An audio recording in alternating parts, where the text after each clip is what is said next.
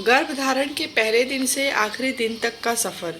विज्ञान के अनुसार जब स्त्री के एग्स का पुरुष के स्पर्म के द्वारा निषेच होता है तब गर्भ में एक शिशु का निर्माण होता है। धीरे धीरे उसके शरीर के अंग बनते हैं, बाहरी अंगों के साथ अंदरूनी अंग भी पनपते हैं। एक लंबा समय काट कर वह माँ के गर्भ से बाहर आता है। गर्भधारण के पहले दिन से आखिरी दिन तक साइंस में यह सब प्रक्रिया बड़े सुचारू रूप से समझाई गई है। स्त्री के गर्भधारण करने के पहले दिन से लेकर आखिरी दिन तक गर्भ के भीतर होने वाले प्रत्येक परिवर्तन को विस्तार से समझाया है विज्ञान ने। वैज्ञानिक भाषा में इस प्रक्रिया को भ्रूण विज्ञान कहा जाता है। भागवत पुराण में भ्रूण विज्ञान, लेकिन आधुनिक विज्ञान से वर्षों पहले ही भगवत पुराण में भ्रूण विज्ञान का उल्लेख कर दिया गया था। कपिल मुनि द्वारा एक शिशु के जन्म की कहानी का वर्णन भागवत पुराण में विस्तारित रूप से किया गया है। कपिल मुनि द्वारा यह तथ्य भागवत पुराण में महाभारत की घटना के काफ़ी बाद लिखे गए हैं। बच्चे भगवान का तोहफा है, लेकिन फिर भी यह समय आधुनिक वैज्ञानिकों द्वारा भ्रूण विज्ञान की व्याख्या से हजारों वर्षों पहले का था। जब तक आधुनिक विज्ञान द्वारा इस तथ्य को परिभाषित नहीं किया गया, तब तक पश्चिमी देशों का भी यह मानना था कि बच्चे भगवान द्वारा इंसान को दिया हुआ एक तोहफा है। भगवान की मर्जी से ही इनका धरती पर आगमन होता है, लेकिन भागवत पुराण में इसके विपरीत तथ्य शामिल हैं। स्त्री बीज की व्याख्या। भगवत पुराण में रज एवं रेत का उल्लेख किया गया है। यहाँ रज से तात्पर्य स्त्री बीज है तथा रेत का अर्थ है पुरुष का वीर्य, और इन दोनों के मेल को कलाल कहा गया है। कलाल एक ऐसा शब्द है जो स्त्री बीज के वीर्य से मिलाप के बाद होने वाले संपूर्णता को दर्शाता है, जिसके बाद ही संतान के गर्भ में होने का पता लगता है। कपिल मुनि की खोज। भागवत पुराण में दिए गए इस उल्लेख के वर्षों बाद साइंस ने विभिन्न प्रकार के एक्सरे और स्कैनिंग तरीके से यह पता लगाया कि किस प्रकार से गर्भ में बच्चे का जन्म होता है। लेकिन कपिल मुनि द्वारा वर्षों पहले की गई यह आविष्कार कर लिया था कि 12 घंटों के भीतर माँ के गर्भ में कलाल का निर्माण हो जाता है। भगवत पुराण के इस तथ्य को विज्ञान ने ही सही माना है। अंडे का आकार। यह कलाल अगली 5 रातों का समय लेता है और फिर एक बुदबुदे में बदलता है। यहाँ बुदबुदे से तात्पर्य है एक प्रकार का बुलबुला। इसके बाद 10 दिनों में यह बुदबुदा एक कारकरदू में बदल जाता है। इसके बाद और अगले 5 दिनों में यानी कि 15 दिनों के बाद वह कारकरदू एक अंडे का आकार ले लेता है। कपिल मुनि का ज्ञान। आश्चर्य की बात है कि आज साइंस भी ठीक इसी प्रकार से एक के बाद एक किस प्रकार से स्त्री के भ्रूण में बच्चे का विकास होता है उसे समझाता है। यह तथ्य हमें बेहद अचंभित करते हैं कि एक ऐसे युग में जब तकनीकी के नाम पर कुछ भी मौजूद नहीं था, तब भी कपिल मुनि ने अपने पराक्रम एवं ज्ञान से इतनी बड़ी जानकारी हासिल की थी। 1 महीने बाद। भगवत पुराण में दिए गए इस उल्लेख के अनुसार स्त्री के गर्भधारण करने के ठीक 1 महीने बाद अथवा 31वें या फिर 32वें दिन गर्भ में पल रहा अंडा एक सिर का आकार ले लेता है। आज के आधुनिक युग में मशीनों की मदद से बच्चे का यह सिर आसानी से देखा जा सकता है। दूसरा महीना।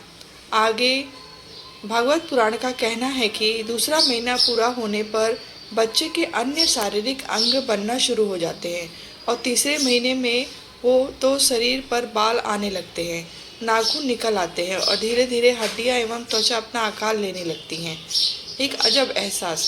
महज एक अंडे से बच्चे के इस आकार को बनता देखना एक साथ ही स्त्री द्वारा महसूस कर सकना भी एक अजब ही एहसास है। यह वही स्त्री समझ सकती है जिसके महीनों तक अपने भीतर एक जीवित जान को रखा हो। इन सभी तथ्यों से अलग एक और तथ्य होता है जिसे साइंस को भी काफ़ी पीछे छोड़ दिया है। 30 महीने पूर्ण होते ही भागवत पुराण के अनुसार महिला के गर्भ के भीतर पल रहे बच्चे का गुप्तांक तीसरे महीने के खत्म होते ही बन जाता है। वैसे तो प्राइवेट पार्ट्स 8 हफ्तों के पूरे होने के बाद बनना शुरू हो जाते हैं, लेकिन 3 महीने पूर्ण होते ही इनका आकार अपने पूर्ण चरण पर पहुंच जाता है। 7 धातु का निर्माण। कपिल मुनि ने इसके बाद चौथे महीने का वर्णन पूर्ण आध्यात्मिक रूप से किया है। उनका कहना है कि चौथे महीने में गर्भ में पल रहे शिशु के 7 धातु अपना रूप ले लेते हैं और 7 धातु का मतलब है रस, शारीरिक कोशिकाएं, रक्त, खून, स्नायु, मांसपेशियां, मेद, चर्बी, अस्थि, हड्डियां, मज्ज, तंत्रिका कोशिकाएं तथा शुक्र, प्रजनन ऊतक। 5वें महीने में भूख प्यास महसूस होना। भागवत पुराण में गर्भ में पल रहे बच्चे को चौथे के बाद 5वें महीने में भूख प्यास महसूस होने लगती है। इस तथ्य को विज्ञान ने ही सराहा है। विज्ञान भी मानता है कि 5वें महीने में जिस भी प्रकार का अन्न, जल, खाद्य पदार्थ मां लेती है वही बच्चे द्वारा ग्रहण किया जाता है। 6वां महीना। गर्भवती महिला के लिए 6वां महीना भी बेहद अहम माना जाता है।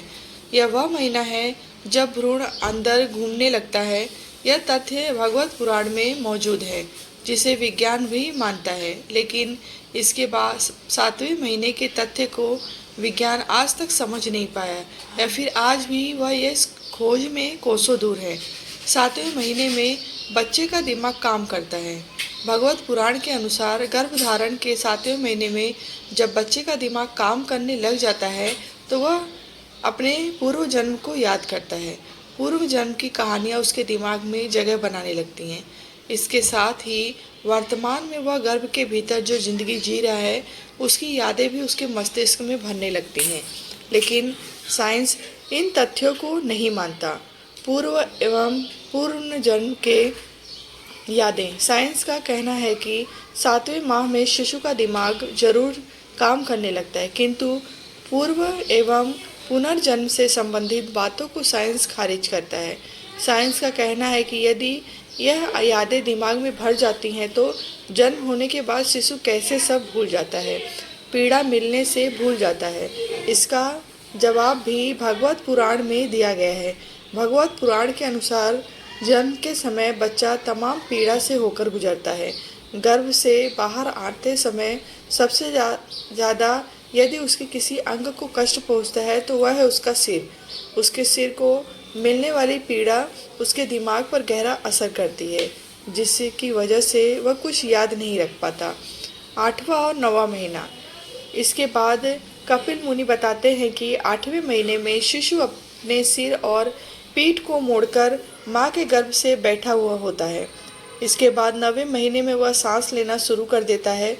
बच्चे को ऑक्सीजन और आहार अपनी माता द्वारा ही प्राप्त होता है और फिर 10वें महीने में प्रसूति वायु द्वारा शिशु को नीचे की ओर ढकेला जाता है।